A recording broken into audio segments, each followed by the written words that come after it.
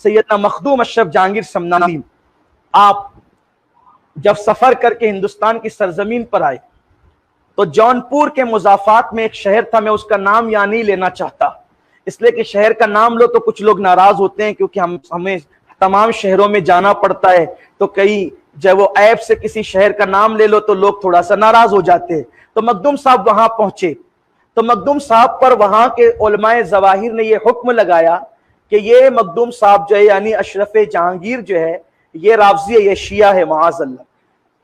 हालांकि मखदूम साहब की किताब है जिसमें मखदूम साहब रहमतुल्लाह अलैह ने 4 यारों का तस्करा लिखा, और सरकार मखदूम अशरफ जहांगीर समनानी ने जो 4 यारों का तस्करा लिखा तो अलग तरतीब खिलाफत लिखी। पहले नंबर पे सिद्दीक अकबर, फिर फारूक आजम, फिर उस्मान गनी।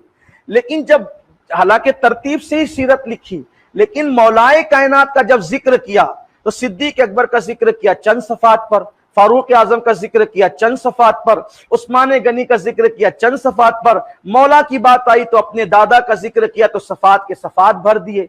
तो उन्होंने इस पर एतराज किया कि अगर ये शिया ना होता तो ऐसा क्यों करता। तो उन लोगों ने कहा ठीक है साहब, जब वो हमारी मस्जिद में नमाज जुमा पढ़ने के लिए आएंगे तो हम उनसे मुनाजरा करेंगे अशरफ जहांगीर से कि वो माज़अल्लाह शिया है।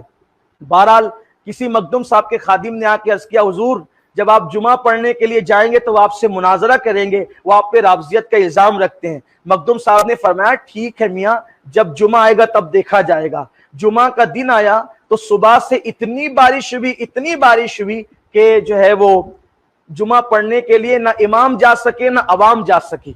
उन्होंने कहा कोई बात नहीं, जब दूसरा जुमा आएगा फिर हम मुनाजरा करेंगे। दूसरा जुमा भी आया, इतनी बारिश हुई कि ना इमाम जा सका ना अवाम जा सकी। बिल आखिर एक मकाम वो आया कि किसी ने कहा देखो वो सहीहुन नसब सैयद है, हुसैनी सैयद अशरफ जहांगीर, उससे मुनाजरे का ख्याल दिल से निकाल दो वरना जिंदगी भर जुमा नहीं पढ़ सकोगे। अगर तुम्हें कोई एतराज है अदब के साथ जाकर के पूछो कि उन्होंने ऐसा क्यों किया कि तीनों खुलफा का जिक्र उन्होंने इख्तिसार से किया और अपने दादा का नाम चौथे नंबर पे लिखा, लेकिन तफसील से क्यों किया। जब वो जाकर सवाल करते हैं कि आपकी ये बात हमें समझ में नहीं आती, तो मखदूम साहब ने फरमाया पहले तुम्हें इतना समझना चाहिए कि जो राफजी होगा वो 4 खुलफा को क्यों मानेगा। मैंने तो चारों का जिक्र लिखा, और रही बात ये तुम पूछते हो कि तीनों का जिक्र मैंने मुख्तसर किया और अली का जिक्र मैंने ज्यादा लंबा चौड़ा किया, तुम्हें इस पे तकलीफ है, तो मैं तुमसे पूछना चाहता हूं कि जब तुम अपने बाप का जिक्र करते हो तो कितना मुबालगा करते हो। तो कम से कम सैयदों को यह इजाजत तो देना चाहिए कि सैयदों का बाप है अली, तो कम से कम वो अपने बाप का जिक्र खुल के कर सके। तुम अपने बाप का जिक्र करते हो तो तुम्हें कोई रोकने वाला नहीं है, तुम खूब खुल करके करते हो। लेकिन अगर किसी सैयद ने अपने बाप अली का जिक्र ज्यादा कर दिया तो तुम उस पर राफजियत का फतवा लगाते हो।